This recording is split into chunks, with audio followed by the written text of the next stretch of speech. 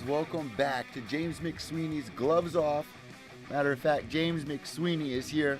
He's coming off a victory yesterday in one of the best knockouts of the entire weekend. Probably one of the most exciting fights of the weekend outside of the UFC.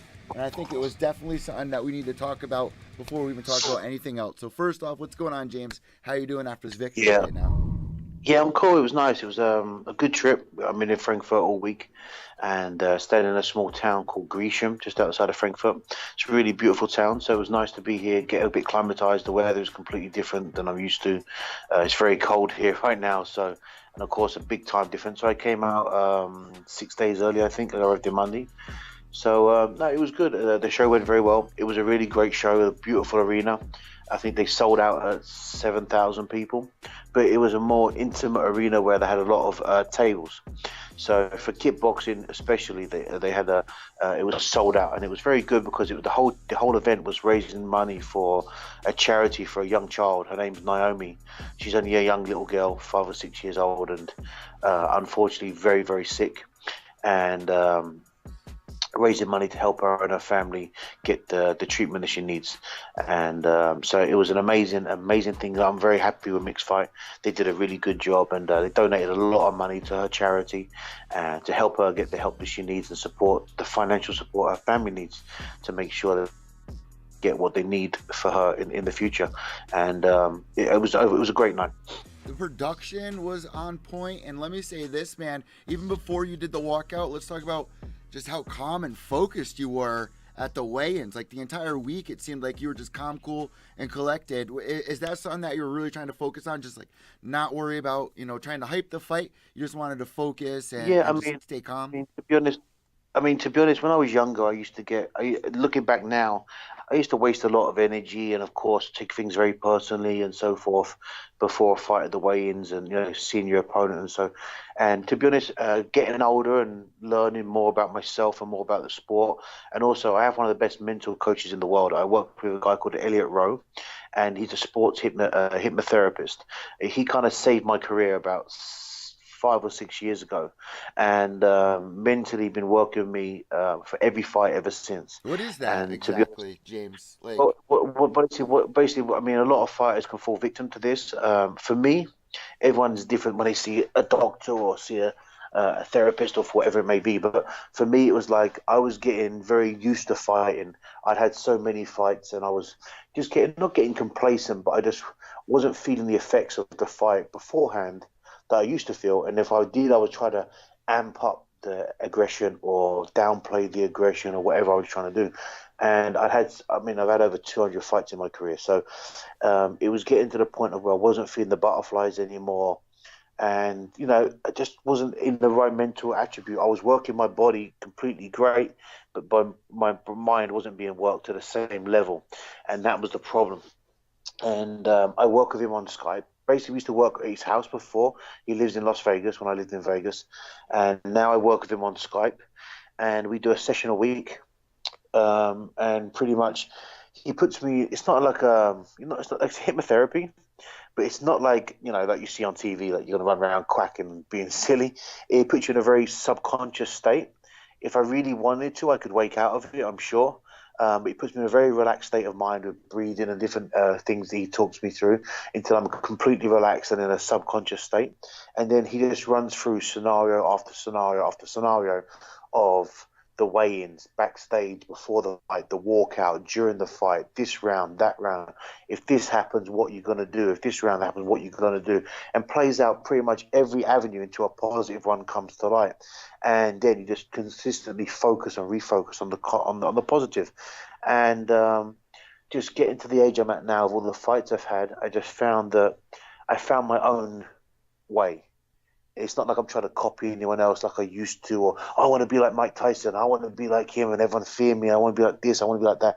I just found my own way. I've come peace in myself. It's my job. It's my passion. It's something I love to do. Yes, of course, people get hurt. But until it's personal, it's not personal.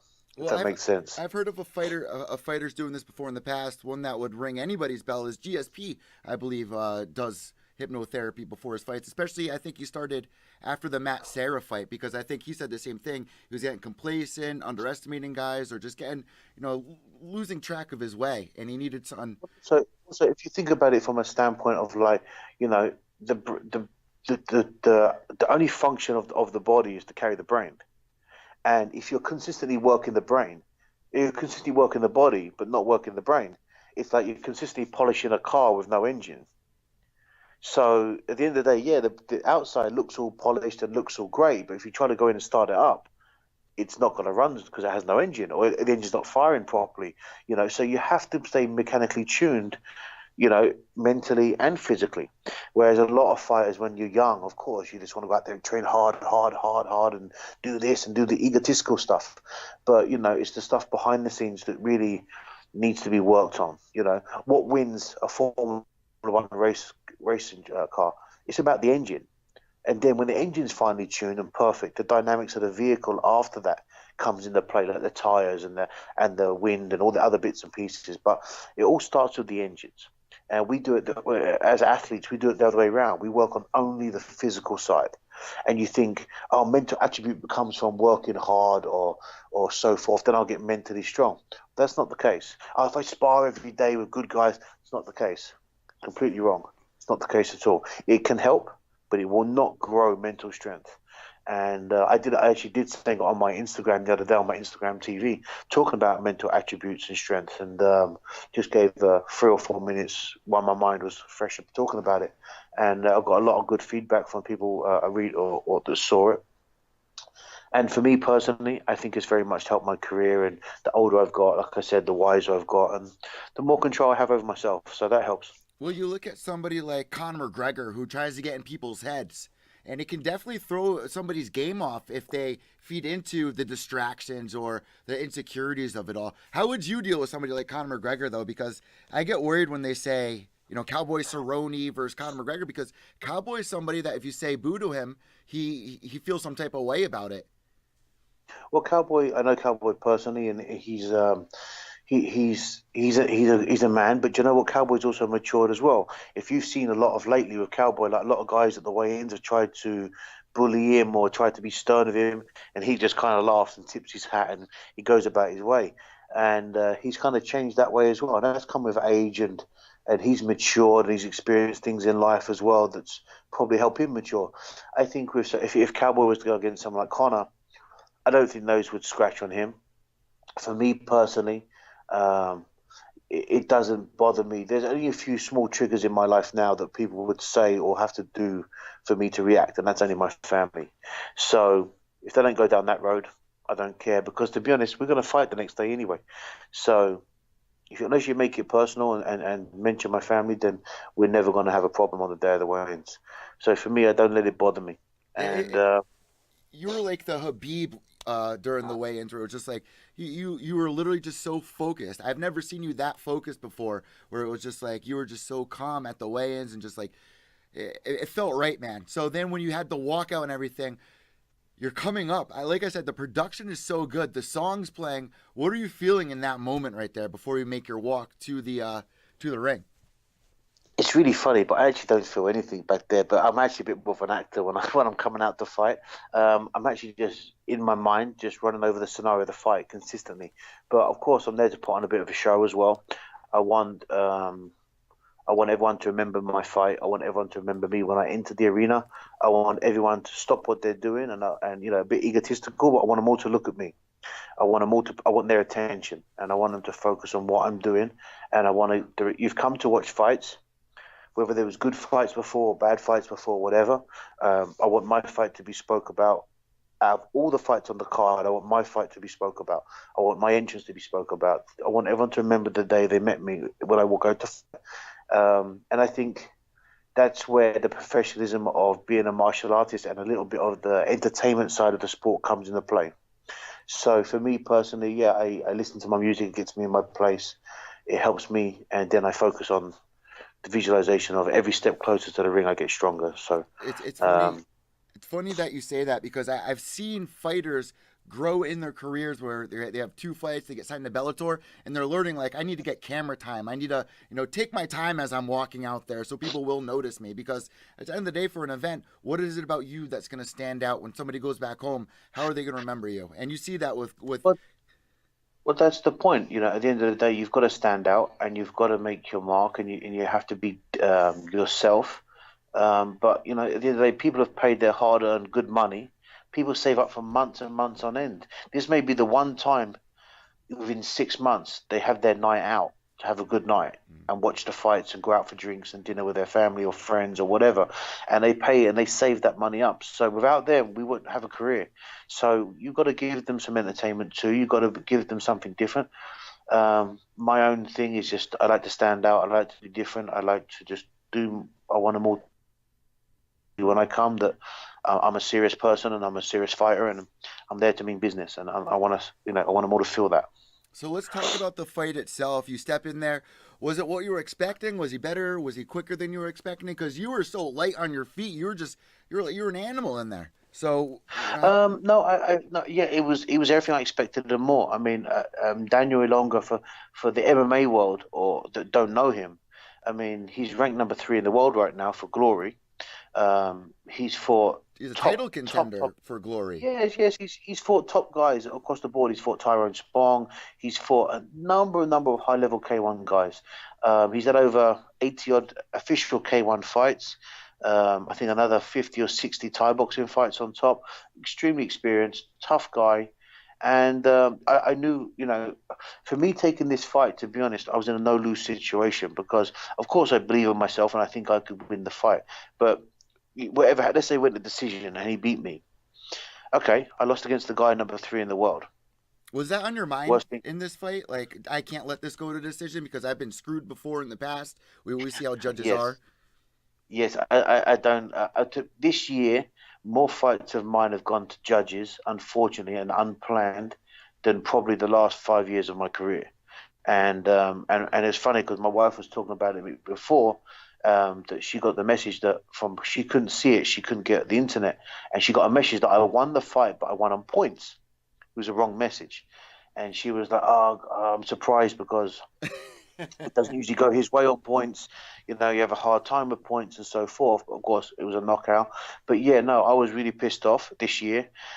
This year, I've had 5 good high-level fights, and I've had 3 decisions that didn't go my way. And when I look back on the fights, I believe that I won the fight. And every fighter probably says that. But to be honest, I don't. I'm usually hard on myself. I really have to say, no, I should. No, I didn't win. I said, no, you did. You did not. No, I didn't. No, I didn't. Look what he did. This, he did that. I always point the negative side. But to be honest, I beat Thiago Silva. I beat him. He didn't beat me. He didn't beat me on points. I watched the fight now 20 times. He didn't beat me on points. There's no way. I don't know how they scored it. I watched the Thai boxing fight at Lumpini Stadium. That's hugely pissed me off because I fought 2 fights in 3 days.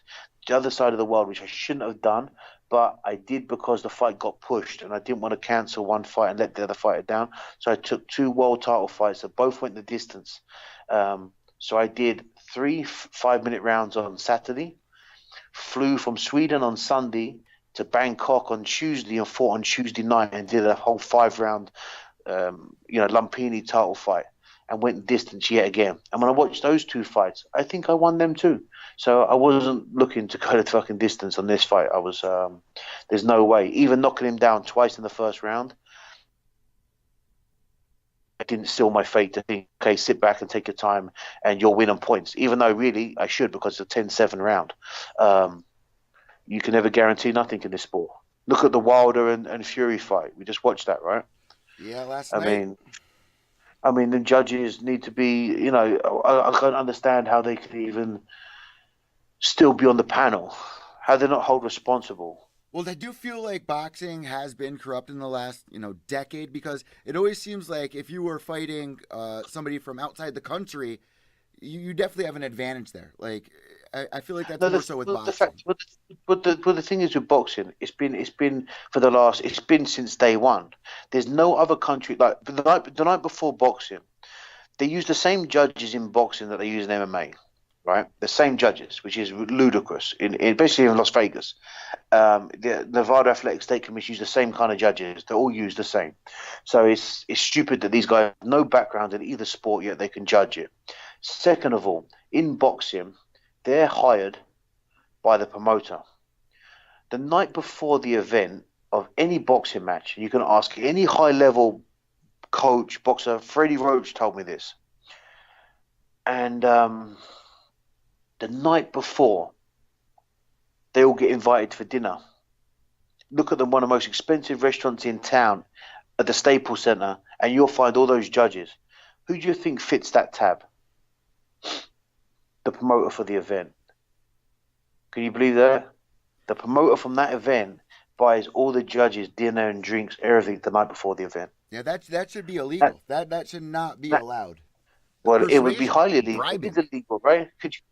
Can you believe that? Yes, of course. So you've got a promoter that works with you've got a promoter that's being, that's put on the Dante Wilder. He's looking after Dante Wilder.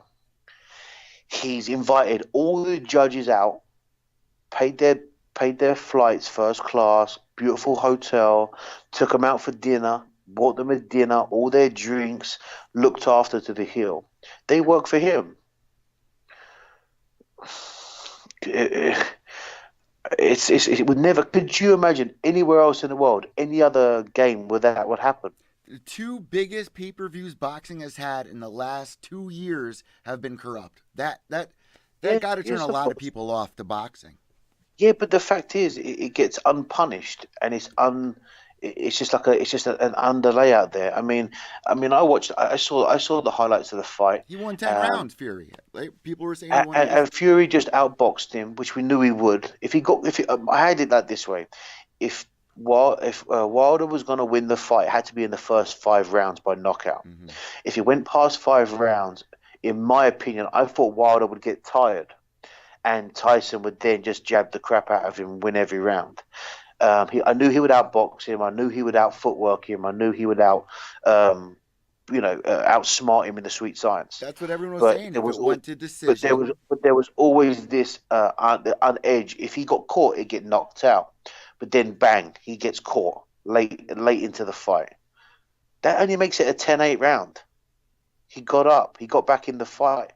It wasn't anything dramatic. If you know anything about boxing or anything about even K1 or Muay Thai, if you get knocked down once, it's a 10-8 round. You automatically lose that round unless you knock the other guy down also, which means it's a 10-10 or 9-9. So it's a 10-8 round. That means that puts him back 2 rounds. That's it. But if he won the previous 8, I had him down to win the previous 9.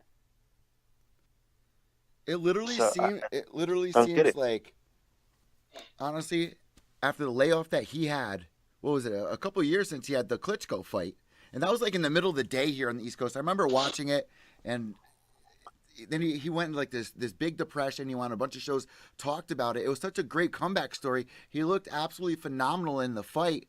And then Wilder comes through, and if you are the boxing promoter, you would want Wilder to win. He's the young, up-and-coming guy trying to make a big name for himself. Of course, but that's his guy. He's managed by them. He's owned by them. That's his guy, right? They put on the fight. They've invited over. That's why it was done in America, not in England. They've invited Tyson Fury over, who hasn't fought for 2 years, had drug addiction problems, weight-bearing problems, mental issues, depression. I mean, he's fought. This is his words, not mine. He's fought suicide attempts. He's gone through the ringer. He's come out, got himself in shape, traveled the world, got with Freddie Roach, prepared for the fight, and his first fight back is against the number 1 fighter in the world. Isn't that weird? Don't for tell me he wasn't. Too? Like, doesn't boxing he wasn't do brought, tune-ups? He was brought. Yeah, he was brought there to lose. Because they still want to build the Wilder and Joshua fight. Yeah, that fight makes obvious. Money because Joshua and Wilder makes more money than Fury. Why does that happen? Because Fury isn't your clean-cut image boxer, and he isn't your Mike Tyson Wilder. He isn't a bad boy. Do you know what I mean? He's a bad boy, but he's not that Mike Tyson syndrome. So you've got Wilder out there who's that. He's knocking in everybody out. He's playing the gangster. He's playing the badass. He's playing all the roles. Anthony Joshua, on the other hand, is a clean-cut image. He's out there from the streets, rebuilt himself, and become Mr. He's the GSP of boxing, right? So that makes huge sellings. You got Anthony Joshua selling out Wembley Stadium, 70,000 people in London, and then of course you got Wilder doing the same thing over in America. That fight makes much more sense. If Wilder beats Fury and takes his belt, that means all the belts are on the line for Joshua and Wilder. But in my opinion, I think Tyson put the spanner in the works. I think he opened up exactly what to do against Wilder. And I think that, to be honest, I think he gave himself credit for a guy that's gone through what he's gone through, went out there on his first fight back. And it seemed like he was happy, too. Like, he was still trying to sing, and he was still in a good mood, but you got to feel the guy's crazy, right?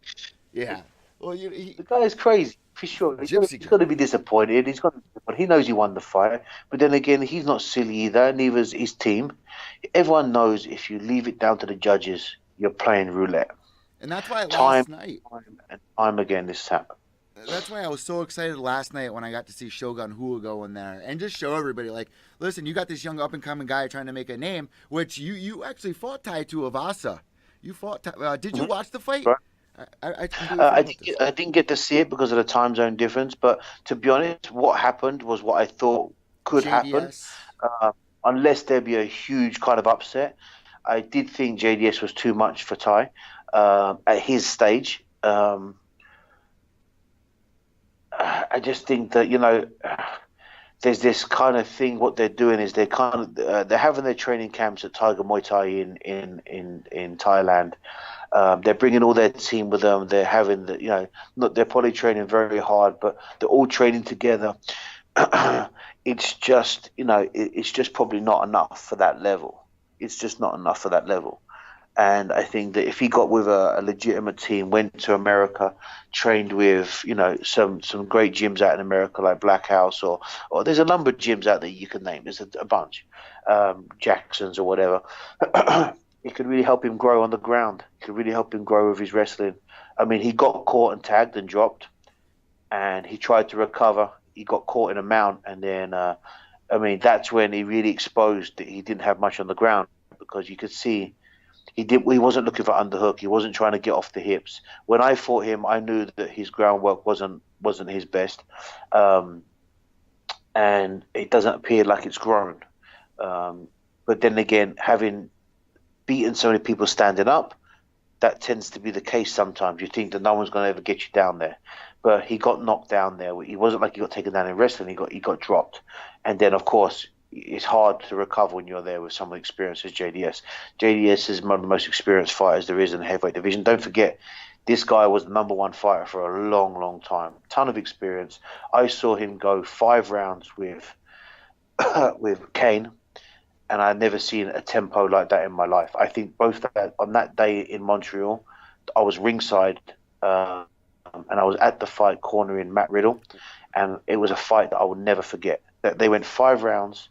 A pace that wasn't that the first Fox card ever for UFC? That's right, yeah. That's right. And Matt Riddle fought on that fight. He took a fight on 2 weeks' notice. I trained him and cornered him for the fight. We won, and then we got front row to watch JDS and Kane. And I heard the shots those men took, and they cancelled each other out for years because both of them men never recovered. It seems like JDS now is on the recovery. And he's on his way back. He's calling out your boy, James. He's calling out the Reem. What do you think about that? He wants that rematch. Yeah, I think he can call him out. I think he can. I think he can pull him out, and he can go for that rematch. But I don't think they're at the same place. I mean, don't forget when Alistair fought JDS was on a high. JDS was really up there still. I think he was on a 5-fight And to be honest, I never write Alistair off. Never write him off in a million years because he's too intelligent. He's too smart. And back then I was like, oh, this is a bad fight. Like JDS hits so hard. And I think Alistair can beat him. But if he gets hit by him, that's a problem. Alistair knocked him out. Bam. And I was super impressed. But, if he wants that rematch, he's entitled to it. I don't think that the outcome will be any different. Yeah, Alice is on a great win. He showed a whole new side of him as well in his last fight. I'm very proud of him. He changed. He went to Denver. He trained with a load of old training partners that I used to train with, Elliot Marshall, Christian, down there in high altitude, and just put himself out there and had a complete change. And I thought his fight looked great. Yeah, I'd actually rather see him fight JDS next over Francis Ngannou. But what would you do if you were over him in that situation? Well, to be honest, first of all, you don't have a choice, right? Doesn't matter what he would do. If it was Alistair, he'd say I want a title shot Yeah, because yeah. if that was his choice, that's his shot, right? But you ain't got a choice. Which fight, I think I would like to see the Ngannou fight for Alistair, just because of, I mean, that's a highlight reel that you've seen for a long, long time. Now, I've seen that on every social media page I've ever come across. I haven't liked it once, even though I appreciate the technique was fantastic, but it was a knockout. It was my friend that I got to see Yeah. knockout, and I was very concerned for his health. So I've never liked that. I never That made double me click. sick to my stomach too watching it. I would never double click on it, never in a million years. So, but I know it's in the sport. We've all felt Alice has knocked out a bunch of people, and so he understands it's just business. I think he deserves that rematch. Like what is it about this? Like it just seems like for years and years and years, these young guys coming up, they make this little mistake. It's not really a setback, but it's so nice to see somebody like JDS or somebody like Shogun Hua go in there and just show them like you still have more to learn here. Well, this is the problem, and this is what has cost the board. And this is not just about anyone particularly. This is just about a common day problem. What happens is everyone starts off quite humble and desperate to get in the UFC, right? Then you get into the UFC. Immediately, ego goes whoop, just a little bit, goes up a little bit because now, like you lose your name a little bit. You lose because everywhere you go, people say, "Oh, that's the UFC fighter. That's the UFC fighter." Even to this day now, I still get called it. It's crazy. I haven't been in the UFC for 6 or 7 years, and I still get called the UFC fighter. You get stuck with this label, right? So your ego goes up a little bit. Then you have a couple of wins, goes up some more.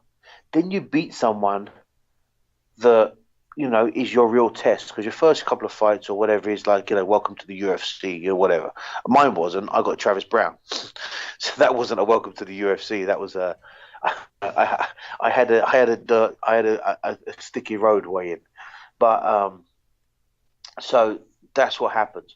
Then you get your real test. I think, in my opinion, his real test was JDS. No one else that I really see that anyone fight wasn't a real thing. So your ego is up here. You're earning money. You're happy. You're living the dream. You're living the life. You're doing the events, the signings. Everyone knows your name. The young kids, you can't help but their ego goes up. So that's what happens. And eventually, you're either going to go to the next level and beat and live up to your hype, or if your game isn't 100% and there's an area lacking, you're going to get caught. Now, not all these guys lose because a certain part of their game is lacking. Sometimes they just lose because, it's MMA and you could lose a million ways. It just happens. But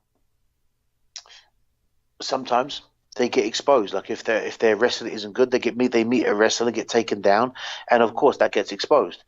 If their jiu-jitsu isn't good, they meet an Abu Dhabi champion, they get taken down, they get submitted. If they're not strikers, then of course they meet a striker and they're going to get knocked out. So eventually you're going to meet that guy. Now Eventually. this wasn't You're the not prepared. case.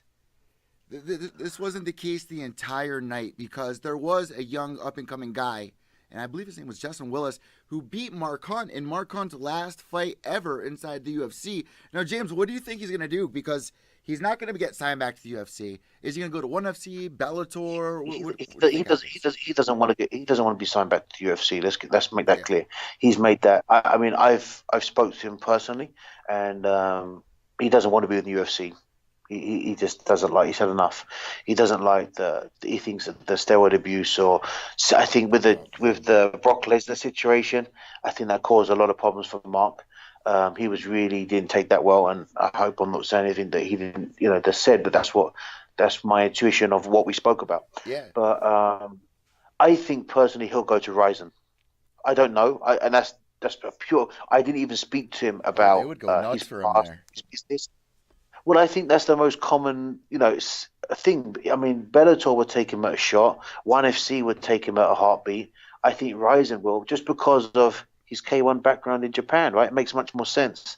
If you go to Ryzen like Krokop did, he's going to make a ton of money. No one's going to be his level. He's going to knock everybody out in Ryzen, and he's going to make a ton more money before he retires.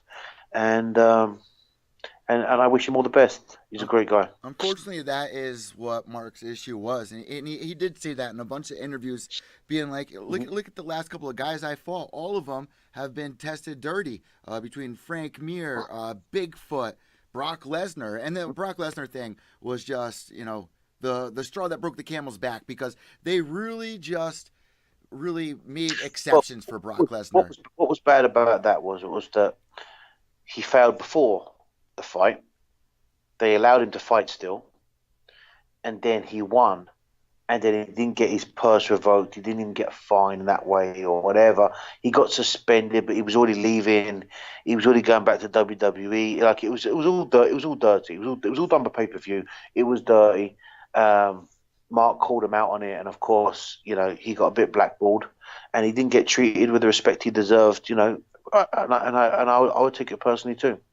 So let's move forward as we're talking about some of these legendary names right now. One thing that we have to discuss, and that we told everybody that we were going to discuss, we found out the result, James. Tito Ortiz versus Chuck Liddell. Did you get to watch this fight, and what were your thoughts here? Well, I was never going to buy it. Let's make that clear. And I think a lot of people felt that way because the pay-per-view results come in, and it was desperate, right? 25K, I think it was. Yeah, that's low for Golden Boy. But the fact is, I mean, I don't know what their plan is. I know they're trying to talk about Golden Boy Promotions and Tito kind of talking about making it MMA fights now from now on. And, I know they won't give up Golden Boy boxing, that's for sure, because that's multi billions. But it looks like they're going to try to, I mean, looking at the way they were speaking, is that they were giving Dana a run for his money and they were going to go down the MMA road. I mean, 25,000 is still, if it was another show apart from Golden Boy, you'd say, wow, that's a lot for your first show. That's a lot of pay-per-views. When it come down to Tito and Chuck, I mean, it was sad to see Chuck lose that way. And you could just tell that he wasn't firing right. You could just tell that he wasn't as fast. But then again, you know what? I didn't think he would do. You pointed it out weeks ago. The guy hasn't fought in 8 years, and when he retired 8 years ago, he wasn't on a high then. So, what made you think for 1 second that Chuck from, let me get this right math-wise, 12, 13 years ago, when he was on a high, when he was running, the light heavyweight division, and he was a ruler. Fast forward 4 years, he lost against Richard, brutal knockout. Were you in the corner for that? Yes, I was. No, not for that fight. No, I wasn't in the corner for that one. Fight, right? It was later, yeah, the Forrest fight and Tiago fight, and after that. He got knocked out bad by Richard. He got knocked out terribly by Randy Couture. I think he got knocked out by Rich Franklin. Rich, and then also he fought. Didn't he fight? Terrible. I forget. Rampage. Did he get knocked out by Rampage too? And Rampage took the belt off him. Yeah, they fought. He got knocked out. Rampage's first fight in the UFC was against Chuck. He knocked him out and took the belt off him. It was a slip under left hook. Yeah. So he was on a run of knockouts. He wasn't on a high back then. So then you took 8 years off, an 8 year off. On his first fight back, what made anyone think? I mean, MMA or any sport in general, usually you get better at it by doing it time and time again. If you took 8 years off from competing, what made anyone think it was going to be better than when he did 8 years ago? See, I feel like he didn't get to leave on his own terms. It was like Dana was like, listen, man, we've seen enough. We'll give you a job. They cut his nuts off, right? They just said to him, basically, you can work for us in the offices, you're basically going to get paid, but you're not going to fight no more. And that's You're gotta not, we're leave we're a not going to bad. sanction this anymore. And it did leave a bad taste in his mouth, and he didn't like it, and that's what he said. And you know what? I actually saw his Instagram post the other day, and it was very touching.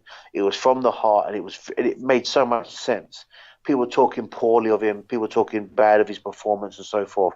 And what he was trying to say was, he wasn't fighting Tito out there. He was fighting his inner demons. He was fighting himself. He was fighting for the people that that said he couldn't do it, and he was fighting to find out where he stood in the world. And I respected that, and I thought that was a really honest, genuine outcome and evaluation of his performance. And only as a man to man and an athlete to athlete, I've got to say thumbs up, and I think he just deserves a lot more respect than people have given him about his performance. He will Um, always be the face of the UFC, no matter what. He's always on the Mount Rushmore of the UFC. People are never gonna never forget who he was and what he's done. That's for sure. I hope he got a good payday. I don't know what the figures, what he was getting paid. I hope it wasn't a pay-per-view percentage. Let's put that right. I hope it was better than that. I mean, They were I'm just getting glad. 30 to 40% of the pay per view, apparently, instead of like Yeah, the 2% you yeah, get. but so what? What's that? 6 grand? Yeah, for Like, 25K, they were expecting like 200K apparently, and they come up with yeah, 25K. yeah. So at the end of the day, it's not that's not what's important here. The figures and they could have got 10 million for it. It's not important. What's important that no one got seriously hurt. And which is what I said before. If you remember a few weeks ago, we discussed it. Tito's got a lot of slack and a lot of hard times now since this win. He was never going to win to the people's eye because if Chuck beat him, he got beat by a 48-year-old man who hadn't fought for 8 years. If he won the fight, you beat a 48-year-old man that hadn't fought for 8 years. Did you see after the fight, There's no credit. they pushed him out of the way when he was I did. celebrating? I saw the speech, and then I saw like it was like Tito gave a speech as if his win kind of like erased the losses that he had against Chuck years ago. Do you know what I mean? So it was a bit difficult. I don't know. It was a bit strange for me. And it was almost like he hired him to do a job. It was like, you're always going to have a job with Golden Boy Promotions. I didn't know Tito owned Golden Boy Promotions, but maybe he does. Maybe he has a big role in it now for the MMA world. Nobody knows. No one made that official. So it was kind of strange for me when I saw after the interview. I thought that was really weird. But maybe he does. Maybe he doesn't. I don't know. But it was like he kind of interrupted Tito's speech. Chuck's speech, and offered him a job publicly, which was kind of strange in my eyes. But like I said, I'm just glad no one got hurt, and to be honest, I hope they just put those kind of fights behind them. So honestly, I don't know if that promotion's gonna do very well moving forward. I feel like that was the fight for them. I feel like this. I don't know how far it's gonna go, but Tito seems pretty gung ho about I trying to think I make it think they're work. gonna I think they're gonna make a few more, and but to be honest, I think yeah, you're right. The first show is not your make or break, but it does half the way. Now they've got to go. They're going a little bit uphill for the next show. They've really got to come out of the next show and knock it out of the park, right? So they've really got to do that and really impress the fans to get them on their side to make them buy those pay-per-views. Here's the thing, though, James. Like I was watching before the fight at the press conference, and Oscar De La Hoya didn't even know who else was on the card, and there were some pretty recognizable names on there, and he couldn't even Yeah, figure it yeah, out. that's another thing. You can tell that Oscar's not so clued up with MMA. Yeah. You can tell that, and the fans don't like that either because it's just like going into the boxing world and not knowing certain names or mispronouncing main card fighters' names by the promotion. Chuck The Liddell. fan, the fans will not like that. So, I mean, there's a few little errors there that were made that obviously turned the fans off. I don't think it was promoted the right way, if I'm honest, regarding the Chuck and Tito. I think it should be more of an exhibition than the way they made it out to be. It would have took all the pressure off, and people would have not took it as serious, but still would have wanted to watch it. But Yeah, I hope them and I wish them nothing but success because I do think Golden Boy is a fantastic, amazing promotion. But they're a business, and Oscar's not stupid. They've made multi billions of dollars in Golden Boy promotions for not being silly. So it, if this doesn't work in the next two shows, it'll be gone. Golden Boy will pull their money out and they'll shut it down. There's no way they're going to lose that many millions and millions of dollars or just throw it down a hole. So hopefully the next show we're going to see make or break. It's either going to step up and it's going to really take off and win the fans over, or if it puts on another show a little bit like that, then it could, I hate to say it, but it could be a problem. James, I would like to come full circle with this podcast before we end the show because we kind of got a little off direction when we were talking about your fight, and I want to talk a little bit more about your opponent and what you did afterwards to celebrate that because this is a huge win, man. I was cheesing all night. It really cheered me up just to know that you got the win and the way that you got it. So when it happened, when it went down, how are you feeling? How did you feel in that moment? Well, I felt good because, to be honest, I knocked him down twice in the first round, got 2 8 counts. I knocked him down again, which really should be the end of the game. Kickboxing, right? That's the rule. In kickboxing, yes, but the referee never called it a knockdown. He never gave an 8 count. So I was a little bit pissed off at that. I tried hardest to drop him again, but he survived the round. Great. To be honest, I did feel a bit fatigued, and I never let anybody know, but I was still suffering injury-wise from my last fight with Thiago. Like in the Thiago fight, I broke a few small bones or cartilages on top of your foot. You know where your laces go on your shoes? On there's some small little bones and cartilage on there. I broke a few of those. So I couldn't kick the whole training camp leading up to this fight. I couldn't. You threw a lot of kicks, though, in the fight. Yes, but in the fight, I didn't care. I don't feel it in the fight. But what bothered me was I couldn't do it in training. There were certain things that I would normally do, like run the sled and stuff like that. I couldn't do that in my conditioning. I couldn't kick. So I didn't have my normal kickboxing condition that I would normally go into the fight as. So in the second round, I didn't do as much. I tried to read him as much as I could. I let him come. I let him grow while I recovered. And then after the second round, my coach said to me, "Hey, enough recovery. Time to fucking go back to work, right?"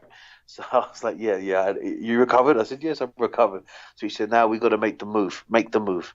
You know what it is. You can feel it. Just believe in it and let it go. And I said, okay, no problem. So I felt better. I went out for the third round. I put a bit more pressure on him. But then he needed a knockdown. Something to get back in the game on points because he wouldn't have won. So I knew he was coming, and that's when I stepped off and threw the back fist, and he walked straight into it. He didn't see it coming, and of course it knocked his block off. But I felt great. I mean, my celebrations, I went backstage, I iced my legs, and I came home, and my daughter was in bed. I kissed her goodnight, and my wife waited up for me. I had some food, and I sat in my hotel room. The days of going out partying for me are way gone. It's not about that. Me and my coach, I had a glass of red wine and I went to my room, iced my legs some more. I could never sleep after a fight, whether I win or lose. I always have a hard time sleeping. I got about 2.5, 3 hours. Went and had breakfast with my family. We took a little nap again for 40 minutes. And we went out for the day, went to the night markets, the Christmas markets in Frankfurt, and just enjoyed the day. Yeah, how was it out there? How is Frankfurt? Oh, it's beautiful. It's a really nice place. It's good. Moving on for the fight, I mean, with Ilonga, a great opponent, top guy in the world, fighting glory. For me now, for my next step is, I'm still an MMA fighter. I can still fight any realm I like. I've got open contracts. Of course, there's a lot of talk about glory right now. I would personally love to go and fight in glory. If the deal's right and it's on the right terms, I would like to take it. I think there's some amazing fights there for me. I always have fought that. I think I can definitely upset the heavyweight division, apple card there, and put on some great fights for the fans. So that's our next move for the new year, is to knock on the door and find out what's cooking. Didn't I hear Glory? I think they're doing I think they're doing a Grand Prix soon, aren't they? I think it's coming. They've got a Grand Prix coming up, so it'd be great to jump in the Grand Prix and earn my stripes if that's what they want me to do. So I mean, Glory is the number one striking, it's the UFC of kickboxing. So for me, I've never fought for glory before, even though I fought official K1 before. I've never actually fought for glory. So it would be great. I started my career in Thai boxing into K1 and then went into MMA to go back and get back into K1 again and have some good fights and as well as MMA. I mean, it would be fantastic for me. Why I'm not exclusive to anybody. Excuse me. I want to see what's out there. There's a lot of good fights in me, and I think that I always believe in my kickboxing. And I know I can definitely make some good fights in glory, that's for sure. Well, we got some good vibes moving into December to end the year off. And the next time that we're going to talk, James, is going to be, I think, like Christmas week. So if we're going to be doing the podcast in 2 weeks, it's going to be a couple days before Christmas. So we have to do we have to do a Christmas special. We're going to have to, yeah, exactly. So me and you kind of talked about like doing some other fun segments to like end shows. So maybe next week we'll do what we were discussing. We're going to kind of switch things up for you guys. If you guys have anything that you would like to see, anything fun or asking James about anything that has to do with fighting, like he was talking about the hypnotherapy, I find that stuff really interesting. So let us know, guys, on Twitter at Gloves Off Pod. That's GLOVESPOFFPOD. Or you can hit James up on Instagram at McSweeney MMA or me at Pure Evil MMA_. James, before we let you go, man, what are you going to be doing this week and going until the next time we talk? What do you got planned? Tomorrow I travel to Belgium. I go to Bruges. I have a seminar to teach guerrilla MMA in Bruges. And then on Monday night, and then on Tuesday, I travel to Switzerland and I go to Brig and I do a seminar there. On Friday, I'm in Cologne. And I'm going to have some downtime with the family. I've got some family coming over from England to visit me there. We're going to do the night markets and that in Cologne, have a nice family weekend, come back to Frankfurt, and then I'm heading back to Thailand. You got to get a bigger coat, James, because I saw you freezing your ass off out there. I was stupid. I actually better got a big coat. I've got one now, but yeah, it was freezing that day. I was dying. So this is awesome, man. Thank you so much, James, for episode number 9. We want to thank everybody out there. We hit almost 3,000 downloads in the past 30 days, guys. Thank you so much. With Gloves Off Podcast being number 1 and 2. So, James, have a great week. We'll be talking to you guys soon. And hope you guys enjoy the rest of the week. Have a good week, my friend. See you soon. Oos.